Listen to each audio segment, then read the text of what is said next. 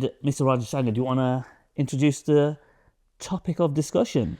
New year, new me. What are we saying? Um, New year, new you. always new year, new me.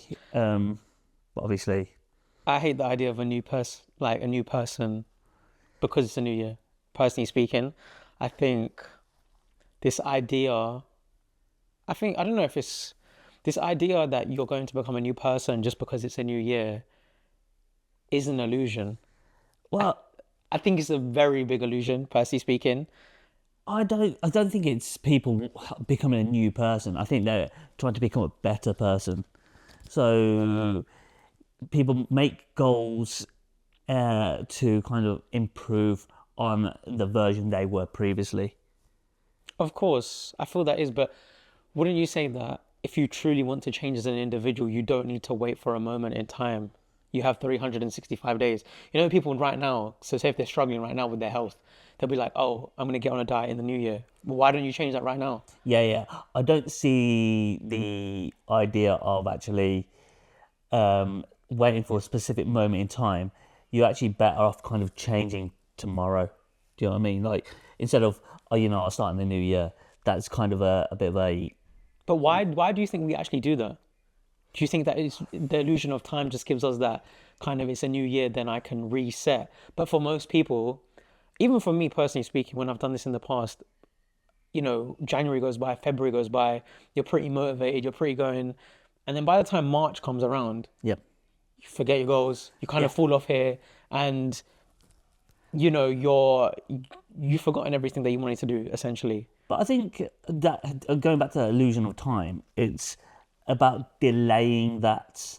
So, for example, I say I want to do all this stuff in New Year. That just gives me an excuse to kind of delay it and actually enjoy myself in this moment in time. And stay comfortable. But then that goes to the question, do you actually really want to change? Because I feel like a person who really wants to change the position that they're in.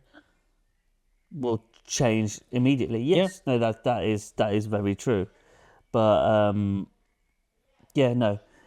Then it leads on to the next point of kind of, are you changing because, as you said, you want to, or I think it's because of social media has now amplified what everyone is doing. so what do you mean by that? So with social media, people can document and showcase everything that they are doing now with their lives. So whether that they are, trying to become this new person, whether they have new goals, and you can personally see. So if I follow you now on social media, I now see, oh, you're posting your story, going for a run, going for a gym. Yeah, but I know you're making that change, and I think this goes on to what we're going to talk about in a second, but the social media amplification of documenting who you are and putting yourself out there is this romanticize. You romanticize the person you are online. Is that actually you? yeah. I So feel like a lot of people don't like going for a run, but now because running has become so trendy, they have to be running as they put on their cute little running outfit, and they gotta have their Taking nice a little selfie selfie. of them They gotta have a running little and so forth, selfie, yeah. and they post their Strava. Oh, I hit 5K on Strava today, bit sweaty, and they have their little green juice after. It's like, no, that's not actually probably who you are. It's good you're doing it. Don't get me wrong. I'm not gonna put someone down, but the social media amplification of this and doing like the new challenges that we'll go on to, like 75 hard, the winter arc, locking in, like they're all trends that people I feel are trying to follow yeah, now, if that makes sense. And it goes on to that question, like, do you actually want to change for yourself, or are you actually changing for social media pressure? yeah. No, I completely agree. I think sometimes people are doing it just for the gram, to be honest with you, and not because they want to do it for themselves. At the end of the day, if you're doing it for yourselves, you wouldn't be consistently posting about it. But I do get the understanding of people have accomplishment, they achieve things, and actually they want to post that kind of situation. Like you go back to the Strava app, but actually, yeah, they're really proud of their time for that they run and so forth. Posting their accomplishments, yes, I kind of understand that posting that kind of aspect. But actually, I feel it's a lot of ego. I can't lie. Like a couple of years ago, I done a half marathon, right, when running was becoming trendy. I didn't do it because of that, but I've grown up. I've ran cross country for my like county yep, and borough for school. So running's been something that I've done from a young age. So it's kind of stuck with me as growing into an adult. And I decided a few years ago, it was a new year. I kind of wanted to have a bit of a kickstart to just to the year. Like I felt a bit, I needed a goal. So I decided that I was going to do a half marathon with like 4 to 5 weeks of training. yep. Like it was January. I done the half marathon in like middle of Feb, let's say. I barely documented like, oh, me going for a run or like me doing that. At the end when I done the half marathon, yeah, I posted the achievement and I posted me doing it, but I wasn't like, oh, I need to post this and I need to post that and I need to like show myself doing Yeah, that. I just think people are doing all of these as a fad. as a fad. I really do think it is. And I think it will impact people's mental health in the long run because now that they're showing up as this person online and they're getting likes and they're getting comments because people are seeing them and being like, oh my God, you're doing amazing. But deep down, they actually don't really want to do that. Does that make sense? And then it negatively impacts their mental health because they're like, I have to show up and be this person online who I'm really not. And it creates this kind of not identity crisis, but this, oh, like who I actually am versus who I show I am. But then you could flip that and be like, actually, um, that's you like that attention. You kind of like people are kind of supporting you, and actually, it kind of drives you on to keep doing that and progressing and so forth. But then you could actually ultimately just get bored of it. It depends. If it is you and you are going through that journey from a genuine point of view, I think it is good that people are supporting you Yeah. and that you can provide inspiration. Don't get me wrong, like I see people online, they provide me so much inspiration, especially like, if you relate to them in like they're a guy and they're the same age as you and maybe they're in a similar background.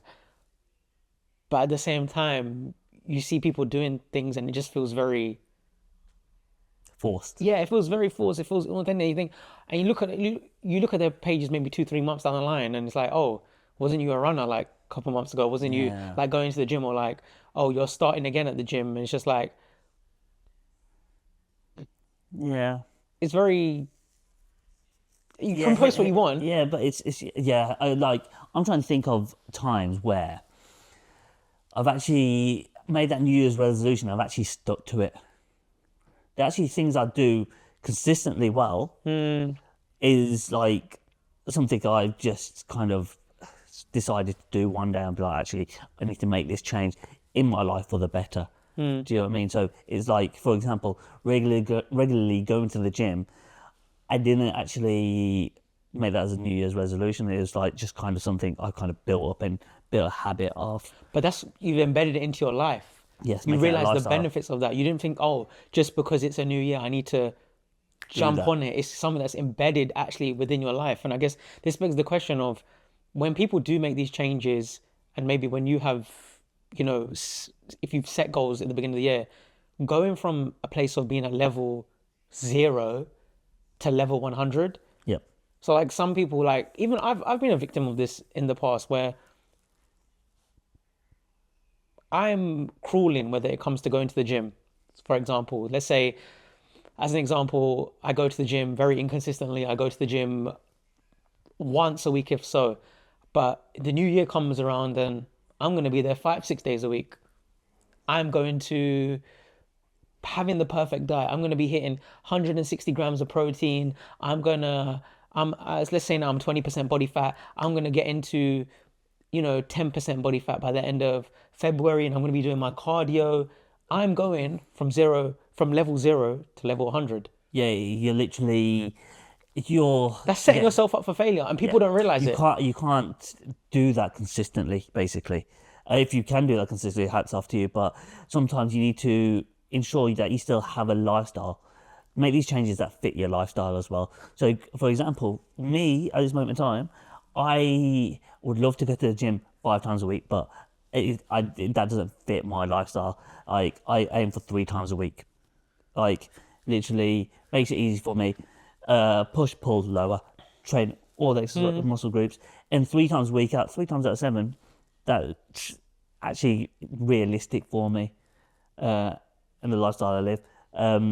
So yeah, you need to start off because actually, let me just make sure I go 2 times a week to the gym. Like, if that is your New Year's resolution, for the whole year, I'm going to maintain, minimum I'm going to do is 2 exercises a week. There's a great quote. This like fitness, he's like a influencer, you could say, but he talks about having ceilings and not. He talks about having floors and not ceilings. So your floors are below you, your ceilings are above you. So what you've just spoken about is that your minimum floor is to go 2 to 3 times a week, given your lifestyle. That's your minimum benchmark. You're not aiming to go to your ceiling of, if you could go 6 times a week, six times a week to the gym, you would go maybe 5 times a week. But at the minimum, you're hitting your floors, which is 3 times a week. And that is what you can give to that at the moment. And I think a lot of people, they set ceilings, but they don't have floors. Yeah. So if they don't go 6 times a week, then it's like, oh, I failed, if that makes sense. Yeah. But if you just set a minimum to say, you know what, if I can go 2 to 3 times a week, I'm achieving my targets and my goals. If I can go to the 5 times in that week, great, it's amazing. But I know I've hit my minimum benchmark. Exactly. Because you set yourself up in a way that It's you difficult can for, succeed. yeah, You it's can difficult succeed. for me to fail. Yeah. Like, so actually, I'm not actually failing at all, because the minimum I'm expecting myself is this much. Then actually, the sky's the limit on actually achieving, like, the actual ceiling. Do you know what I mean? Yeah. And the thing is, people set these ceilings so high, they don't achieve that ceiling, then they get disheartened, then they just stop going altogether. Yeah, you're setting yourself up for failure because Literally. you're in a loop where, like you said, you set yourself up for these big goals. You maybe stick them for the first 2 weeks. You're going from crawling to trying to sprint. You set yourself up for failure, and then you think, oh, I'm terrible. I can't do this. I'm so bad, and you give up on your goals. It's like, no. If you go to the gym 0 times a week, try for 1 to 2. Okay, you've hit that goal. That's level 1. Now you want to go a bit more. Try go 2, 3 times a week. That's level 2, and you have to build it up over time. You Over have time, to yeah.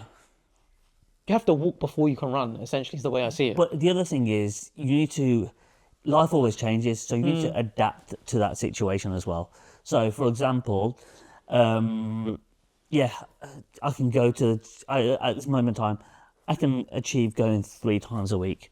But I'm very fortunate in actually, I work from home, so that makes it a whole lot easier.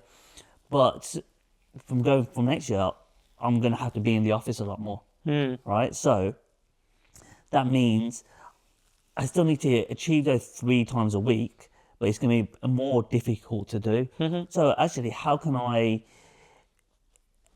implement a change that actually means, actually, maybe I don't go to the gym 3 times a week, but actually I hit 2, but then I can fit another form of exercise in that kind of supplements that third workout. You're adapting it to your lifestyle, basically. Exactly. And so sometimes, what I'm trying to say here is, sometimes you do need to adapt and change that benchmark. Yeah, and if you do have goals at the beginning of the year, you need to have the ability to adapt as the year goes on, because your life will change. take priority in certain areas. Yeah. And there's nothing wrong with, reevaluating and saying, hey, I need to slightly adapt to my goals and I can't stay rigid and fixed to them because my life has changed. Like, you're not defined by whether you hit your goals or not, but whether you show up daily for yourself is what actually matters. But I think one of the challenges is that we see now is, obviously, as we've spoken about, social media. As an individual, you're posting and trying to showcase this life, but it's also the rise of self-help content and self-development content and self-improvement content as a whole. It has become a massive industry now that never used to really exist, that you could say. We're bombarded with health advice, life advice, dating advice, nutrition advice. It's all out there in the open, and as the algorithms kind of get to know our interest, we watch one video, it then pushes another video, and we could potentially be getting conflicting views at the same time as well. One person says you need to be at the gym 5 days a week. One person says you need to be at the gym 2 days a week, and it's just this whole kind you need to be doing 10,000 steps. Like, you need to be going to the gym 3 times a week, doing 10,000 steps. You need to be when does it all kind of just get too much and be like, actually, like this is so much information for me to digest. I can't do all this stuff. But actually, what you need to do is kind of strip it down to basics. If Yeah. you can get the basics right, then like you've got a good platform to kick off on. Then you can kind of figure out what works for you and what doesn't work for you and your lifestyle. But actually, I think we're talking a lot more about kind of the exercise focus, but what other kind of areas It's like of self-development? self-help has become a massive industry now. You've got dating advice, you've got dating gurus. If you think about like, trying to give life advice, you can have, if you think about what self-help is helping one in any area of life, essentially, right? And it's become an industry that is starting to probably lack authenticity and credibility. We're seeing this with obviously the rise of many different podcasts. You see, Diary of a CEO, Stephen Bartlett, he has a great podcast, but the amount of different and conflicting views that he gets on there just to polarize and grab attention and, optimize for views. Yeah. How healthy is it for the actual information that he's putting out? Going back to what he said, stripping it back to basics.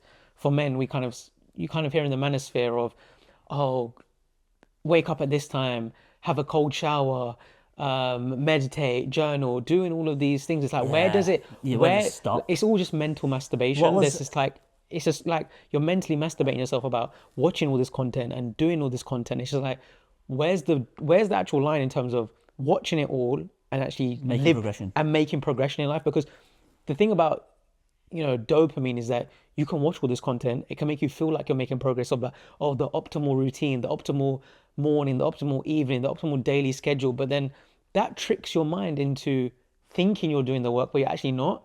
Yep. It's like when you need to get to work and you read all your emails. Reading your emails, yeah, you need to do, but it's not actually doing the work. Yeah. You need to do all the actual tasks. Yeah. There's actually the spreadsheets or the analysis that you need to do, but reading your emails, it feels like you're doing the work, but you're not actually doing the work. Yeah. And that's what all of this self-help industry has essentially become, I feel. Who was that guy? He went viral at the start of the year for waking up at like 4 o'clock in the morning, 3 o'clock in the morning. He lived in this flat, in this apartment in Miami, and just Ashton Hall, Ashton Hall. That's the it. guy who would ice his face. Yeah, with bottles The of bottle of water, water. bottles, and do like the banana peel and everything. I'm just like, then That's not realistic. That's not realistic for the everyday person. And fair enough, does he actually do that, or is he doing that for the cameras? That's the other thing as well. Are people doing this? Are people doing this thing? Are people doing these things just for the cameras to get views, or actually are they living this life? Then I don't think they are. No, I saw a longer, like a life of a day of Ashton Hall, right? Yeah. And this guy was actually going to bed at like 6 o'clock, 6 p.m. So I was like, actually, okay, it makes sense that he's waking up early because everybody else is asleep and he can actually be more productive and so forth.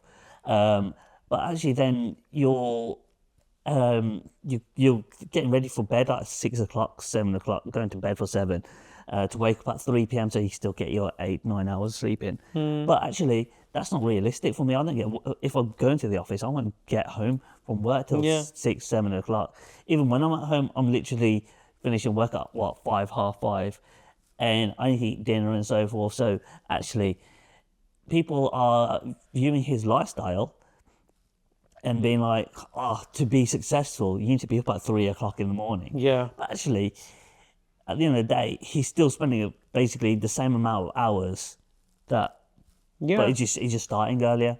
So yeah, But because he's doing all of these things on camera, it looks like he's so successful and he's got the perfect life. You need to do what works for you and your life in that moment. Can you take things from the advice and people and what they say? Yes, of course. But figure out what works for you and your life and optimize for your happiness. I'm not saying that these things don't work. Like, I like to journal every few days, and it's a great way to get my thoughts out and get clarity in my mind in terms of, different areas in my life. But at the same time, you don't need to indulge in all this online content and feel you're behind or you're not where you need to be in life, and you need to do all of these things. And if you don't, you aren't in the right place. And I think just want to touch on is that going back to the other industries, is that a lot of these creators are now monetizing from the advice that they're giving, Yeah. and they are preying on your insecurities. And especially in the world of dating, we see the increase of red pill content within the manosphere, and also for women now as well. There's the equivalent, I would like to think, and these creators are preying on your insecurities, your natural. Sorry, I'm not too familiar with the whole red pill Yeah. situation. So can you expand on? I guess on red that? pill is kind of just there's this idea of like you either take the red pill or the blue pill. The blue pill is like the Like the beta. Matrix. Yeah, like it's like the beta. You're the beta guy. Red pill is like the alpha man. You're the dominant. You act in certain ways. You're very, in theory, you're so quote unquote masculine. You do certain things like, you hustle, you grind, you earn the money. You have this submissive wife that you look for. She kind of is at home and everything, and you need to do X, Y, Z to get that. And if you're not, you're not an alpha man. Yeah. And this advice kind of preys on young men's insecurities. And the advice within that says, oh, if you do these things, or if you do what I tell you to do, or if you buy my course, or if you do if you do my course and follow my advice to the T for $399, You can become. you yourself, can become that. Look at me. Is that like And it's that they Andrew are preying Tate on your kind insecurity. of- Yeah, I don't want to say his name, but it's that person's mindset and preying on young, insecure, inexperienced people in life, and trying to monetize them for their own benefit from men predominantly, but also I've seen this rising within women as well, especially in the world of dating. You don't need to buy someone's course to transform your life. There's enough free information online, and you have the power. That's what you really need to understand. The power is within you. Buying a course or even indulging in more self-help content, there needs to be. There has to draw a line. There's all the content in the world, but you have to make the change for yourself. Yeah, exactly. Yeah, there's only so much information that you can kind of absorb, and that is actually needed. If you don't take action yourself, then all the content that you're absorbing is completely pointless and useless. You need to build a frame for yourself of who you are as a person. You can use outside sources as education, but actually critically think, is this advice helping me to live a better life? Is this advice helping me to work towards my goals that I have set for myself? And ask yourself, are your goals, or are they goals that people have given you online as well? Yeah, no. That is the thing as well. Have you gotten these goals because you actually want to pursue them? Or are they goals that you've seen other people do and you think, oh yeah, this will be good for me? Like, Yeah. optimize for your life. Like you said, you get back from the office at 6 o'clock. There's no point in you going to sleep at 6:30. That routine doesn't work for you. But are you still living a fulfilling life? Yes, you are. Do you need to put ice on your face in the morning? No, maybe not. But then I think, okay, so going back to the topic, New Year, New Me,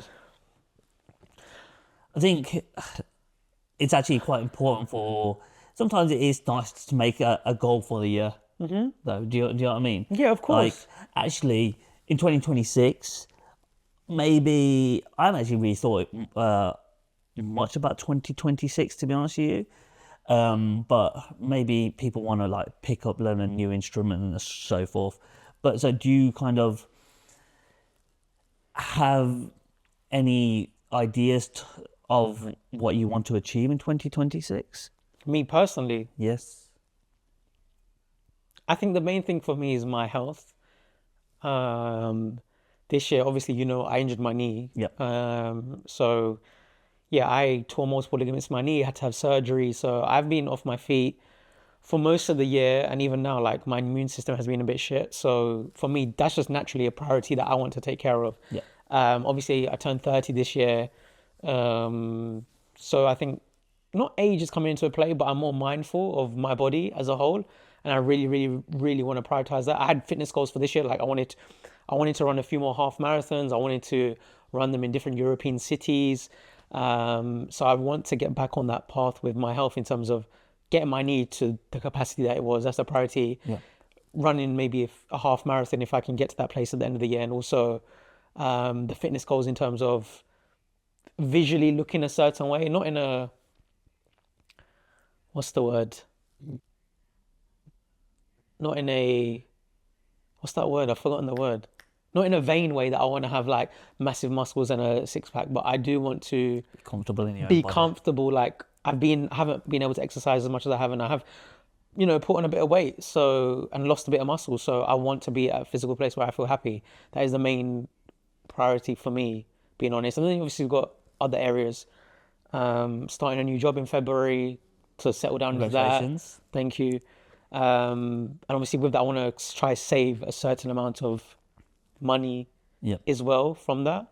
And then, yeah, those are my main priorities. And then maybe being single, get back on the dating market, see what that's saying. But you can't force those things, I feel, as well. Some of them just happen naturally. Yeah. For me, is my health and my career as the first and foremost. What about you? What areas are you going to be focusing on for 2026? Do you think? So 2026. So I think number one goal is to just progress in my career. I think that's something. I just want to kind of just keep. I feel like I've been progressing quite well, and I just want to keep that momentum going and keep progressing and make that next step in the career ladder. Number two is kind of just actually save money and be kind of more sensible with my finances. Obviously, this year has been a very big year, but yeah, next year, Why has it been a big year? because you've got married and so forth, wedding costs for like don't come cheap. Tesh spent his whole life savings on his wedding this year for his wife. Yeah, That's how much he loves her. but yeah, so we want to buy a next home. Yeah. So we're kind of looking to kind of save as much money as we can for a deposit. Again, comes back to career progression as well. So trying to make sure we have enough income to purchase our next home. So they're that's kind of my goals for 2026. But like things like maintaining, exercising. I think my kind of gym habits have kind of slipped over the last probably 3 months or something. So I want to kind of just make sure You was in really good shape for your stag, wasn't you? yeah. I remember that. Yeah. So I was I remember like, seeing you was in really good shape for your stag. 'Cause That was obviously- obviously like just before your wedding. yeah. So obviously I wanted to be in really good shape for my Yeah, wedding. yeah. So I was, but then I post that honeymoon, Social life. social life, just kind of enjoying being newly married. So you have to enjoy those seasons in your life as well. You Yeah. can't be like, oh, sorry, babe, I'm not going out to eat tonight because I need to be on my strict diet. Like, you got a wife, like, go enjoy your life, go on holiday, have those experiences as well. Like, yeah, exactly. like I said, go back to self-help content. Like, do what applies for your life. Like, don't just put yourself into this box of being this one rigid person. I think the thing to leave this episode with is, for me personally, is what I've really learned is very easy to live in the digital world of this online realm of mass information. Like I said before, mental masturbation, but actually true flow, like, and not, I don't want to say happiness, but true presence in the real world is what life is about, and figuring it out through that. Yeah, I think, personally speaking, I think there's nothing wrong with social media. I think there's nothing wrong with posting your life, your achievements, your progress, and documenting it. But I think you really have to focus on living in the real world in such a digital experience we now have. yeah. And I think the other thing is, if you do want to make a change for the better, go ahead and do that. I don't think you need a new year to be doing that. Yeah. You want to do it if you want to make that change for the better, the best time to start to do that change is now. Yeah. So I think that would be my key. And there's no better time than the present moment to make change. Yeah, and just be realistic with yourself. I think that's most importantly. Yeah. Don't jump straight to level 100. Start from level 0. Build those basic building blocks, and eventually.